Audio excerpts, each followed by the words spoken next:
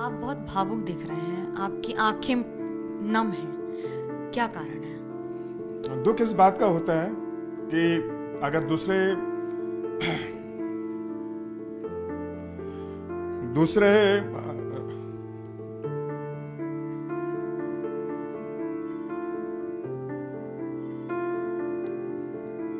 ये बहुत ही भयानक स्थिति है, क्योंकि अगर मानिए इवन जो मोबाइल सेवा है उसको भी बंद करके रखा है।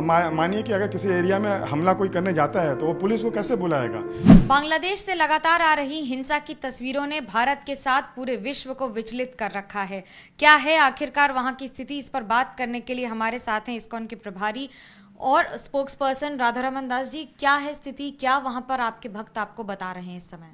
स्थिति बहुत ही भयंकर है। जैसे हमें पता है कि थर्सडे को मिनिस्ट्री ऑफ एक्सटर्नल अफेयर्स ने संदेश भिजवाया था कि जो 9 दिन से जो हिंसा चल रही है दुर्गा पूजा की, इसको काबू में पाने के लिए बताया गया था बांग्लादेश सरकार को। लेकिन नेक्स्ट दिन फ्राइडे को ही 500 लोगों ने इस्कॉन के मंदिर में हमला किया, इस्कॉन नौखाली में, और बहुत भयंकर हिंसा हुई। हमारे एक भक्त का अपहरण करके लेकर गए और नेक्स्ट दिन उसका जो शव था वो तालाब में मिला। और काफ़ी भक्त बहुत ही क्रिटिकली इंजर्ड हैं, अभी भी उनका उपचार चल रहा है, काफ़ी की हालत गंभीर है।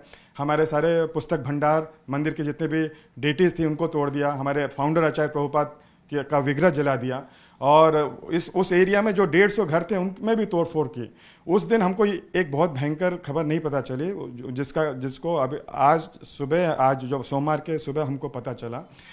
वहाँ पर जो इस्कॉन के एक भक्त का परिवार मायापुर में रहता है, तो उसने फ़ोन किया उनका हाल जानने के लिए। तो वो लोग रो के बोल रहे हैं कि हम क्या बताएं, हमको बताया गया नहीं बताने के लिए, अगर बताएंगे तो हमें मार देंगे।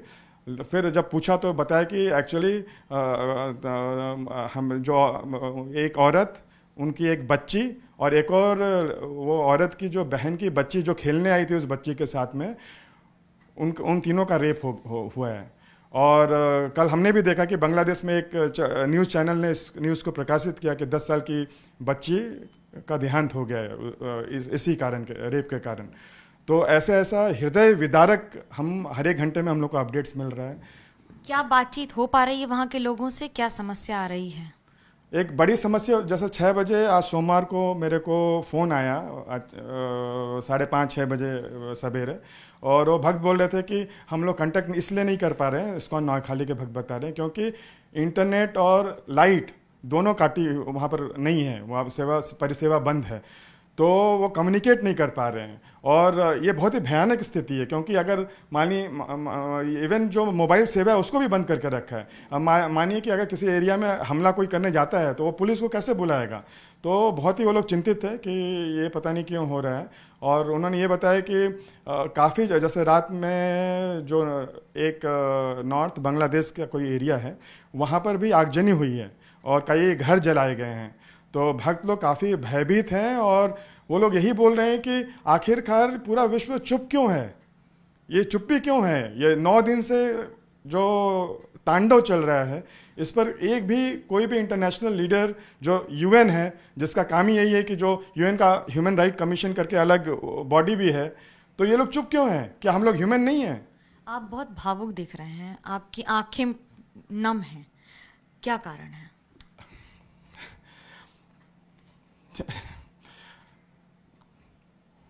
सॉरी, बोलिए।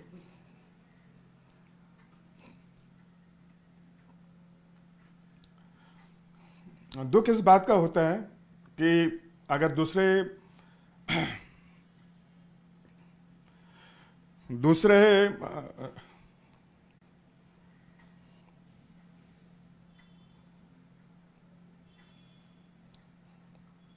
दुख इस बात का होता है कि अगर दूसरे प्रतिष्ठान में अगर उनका कोई शीशा भी टूटता है तो अमेरिका का राष्ट्रपति आकर उसके बारे में डिस्कशन होता है कि कैसे आक्रमण हो गया।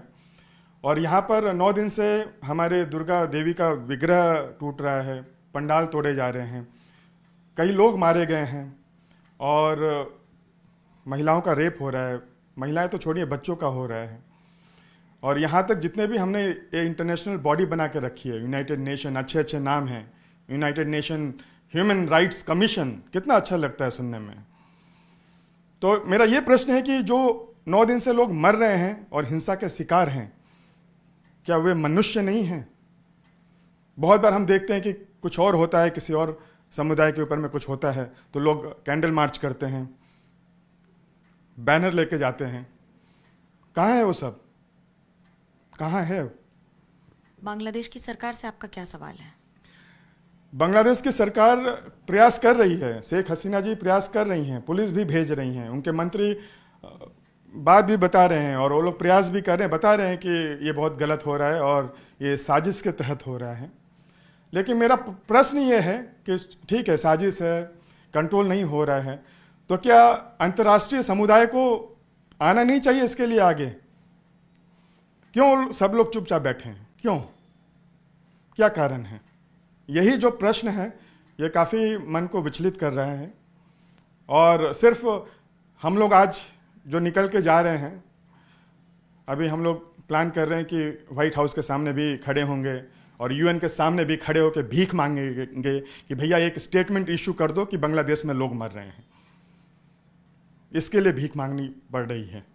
ये आज हम लोग की अवस्था हो गई है। आखिर क्यों?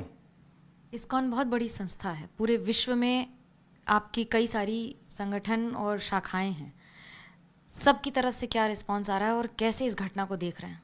हमारे सारे भक्त बहुत ही विचलित हैं और नेक्स्ट जब तक ये न्याय नहीं मिलता है, अपराध तो हो रहा है, हो चुका है, हो रहा है, और जब तक, जैसे बांग्लादेश सरकार ने बोला है कि बहुत लोग गिरफ्तार हुए हैं, जिस व्यक्ति ने, जो हम सुने जहाँ से हिंसा शुरू हुई थी, जो लोग वायलेंस कर रहे हैं उन्हीं के समुदाय के किसी व्यक्ति ने उनकी किताब को दुर्गा या हनुमान जी के मूर्ति के पास पैर में रख के फेसबुक में दिया था। ऐसे व्यक्ति को इमीडिएटली फांसी की सज़ा होनी चाहिए।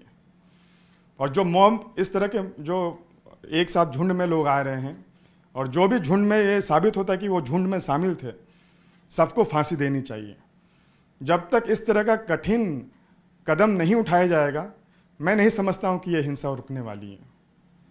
हिंसा हृदय विदारक है और हिंसा पर सवाल भी उठ रहे हैं, लेकिन जिन लोगों की जान जा रही है उसकी जिम्मेदारी आखिरकार कौन लेगा, इस सवाल का जवाब मिलना अभी भी बाकी है। कैमरा पर्सन सूरज पांडे के साथ मनोज्ञा लोईवाल, कोलकाता, एबीपी न्यूज।